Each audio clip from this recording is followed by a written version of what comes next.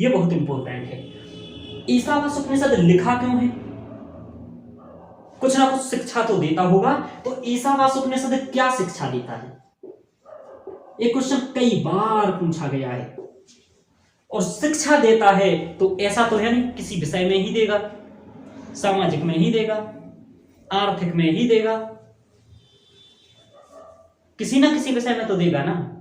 तो ये आपको ध्यान रखना है कि किस विषय में है। अब देखिए, जो टीचर हो उसे क्या मालूम होना चाहिए? सामाजिक समस्या मालूम होना चाहिए, क्षेत्रवाद, संप्रदायवाद, धर्मनिरपेक्षता, क्या होता है ये सब। अब ये मालूम होता नहीं है परंपरागत शिक्षकों को। क्यों? क्योंकि उन्होंने संस्कृत पढ़ा है और संस्कृत में ये सब थोड़ी ना पड़ेगा वो। इसके लिए तो सामाजिक न्याय और समाज पढ़ाना पड़ेगा, क्योंकि आपके जीएस 1 में लगा हुआ है समाज, जीएस 2 में सामाजिक न्याय लगा हुआ है। जीएस का अध्ययन बेहतर करना चाहिए। क्या होती है शिक्षा, क्या होता है स्वास्थ्य, ये सब मालूम होगा तब तो वो बताएगा ना कि ईशावास्य उपनिषद क्या शिक्षा दे रहा है। आर्थिक आपको मालूम होना चाहिए कि आर्थिक क्या बातें बता रहा है।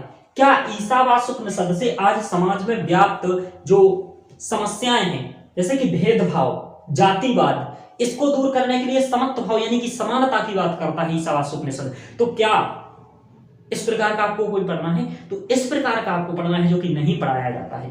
तो ये ध्यान रखना है कि आर्थिक कैसे पढ़ना है, न केवल ईशावास्य उपनिषद के साथ, श्रीमद् भगवत गीता के साथ भी, सुंदरकांड के साथ भी, आचार्य चाणक्य के अर्थशास्त्र के साथ भी, जो कि राजनीति का और मतलब विभिन्न अंतरराष्ट्रीय संबंधों का, यूक्रेन रसिया बारे में क्या आपको निर्णय होना चाहिए आचार्य चाणक्य के अकॉर्डिंग, तो ये सब आपको जानना होगा।